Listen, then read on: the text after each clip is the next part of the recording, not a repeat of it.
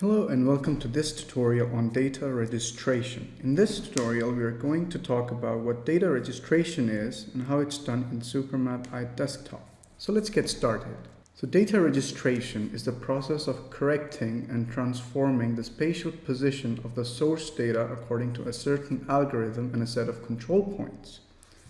The source data might be multiple remote sensing images from different sensors, times, depths, viewpoints, scanned paper maps without spatial position, or other data of which the coordinate system is different from the target coordinate system. The result data can be obtained whose spatial position is consistent with that of the control points. The control points can be a set of coordinates entered manually or a set of feature points picked from a reference dataset. So these are the three registration methods that we will talk about and demonstrate in this tutorial. The first two are almost the same, with the difference being in how the control points are given. The third method uses a registration configuration file with the extension .drfu that contains registration information, allowing for a faster registration process in case there are a lot of items that require registration. These are the steps involved in registration using the first two methods. After creating a new registration, we select a reference dataset, which is optional but improves performance. We then select an appropriate registration algorithm. Next comes picking or entering the control points, followed by the calculation of errors. Residual x, residual y, root mean squared error, and root mean squared total error of control points will be calculated at this stage to verify the selection accuracy of the control points. We then end the process by running the registration and resetting the coordinate system. So for this exercise, what we're going to want to do is that we want to import the control point Excel file and convert it to a point dataset as a reference file for the Forbidden City. And then we will register the image by picking the 4 control points from the reference layer. So let's go ahead and do just that. So first of all, we're going to go into data source, say open file data source, go into our data folder, select the Forbidden City data source, open. So here we see that we have the Forbidden City image. Let's open it up. So we are going to say right click, import dataset, add control point.xlsx. We're going to say first row as field info. And in order to import this Excel file as a point dataset, we're going to say import spatial data. And we're going to select the longitude as X and latitude as Y. And we're going to say import. And there we can see that it has been imported as a point dataset. We will now register the image by picking the 4 control points on the image itself. So let's go ahead and do that. We're going to go under Start. We're going to say Registration, New Registration.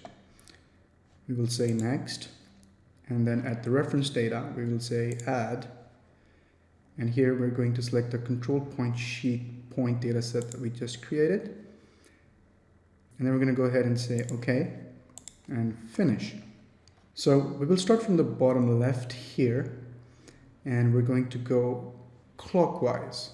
So let's select this point first, second, third, and fourth. So we have selected those. Now we want to pick roughly the same points on the registration layer. So let's zoom in, let's position ourselves a little better, and we're going to say first point roughly here, and then zoom out, reposition, go clockwise, zoom in again, and maybe somewhere over here, zoom out again, reposition, repeat the same exercise again, maybe somewhere over here, zoom out again, go down again, same thing one more time, maybe this corner right here. And then as it says on the pointer here, we will right click to end our picking. So let's right click and end this. So let's take a look over here. So when we selected our points on the reference layer, we got the target X and Y values. And when we selected it on the registration layer, we got our source X and Y values. Now, since it is a linear algorithm, we needed to pick at least 4 values. So now let's go ahead and calculate the errors. So here are our error figures. And I want to talk about the errors for a moment here. Now, all the jobs that you're going to have for registration purposes, you're going to have a minimum threshold for the total root mean square error that you're willing to allow for this. So let's say that 41 here is a bit much. So what I can do is I can go back to the first one, and I can maybe edit this point here. Let's say I can move it here or here, and then I can recalculate that. So that falls below that threshold. So now we're going to go ahead and say register. We will leave these as default, and we're going to go ahead and say OK. There we go, our registration is done and a new image dataset has been created. So the last step is to go under coordinate, go to reset, and reset the coordinate system to the original points. We're going to say WGS 1984. Let's open this one, say yes. And there we have it. It has been registered to the correct coordinates. Now these are the steps involved in registration using batch fast registration method. We start off by loading the source data. We then select fast registration and add our data sets that require registration.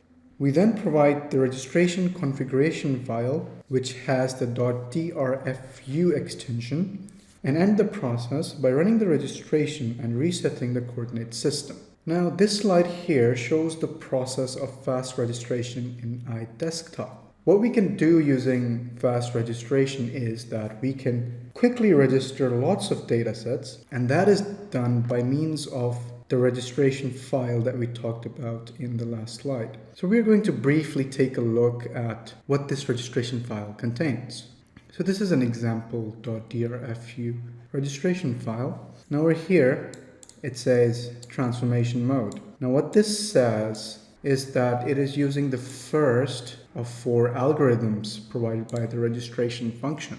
Now these here are the reference and target coordinates of the 4 points that we selected on the reference dataset and on the target dataset. So this is the general description of the .drfu file that can allow us to fast register multiple data sets. Okay, so that's all for today's tutorial on data registration. For more information, please turn to the help document or contact us directly.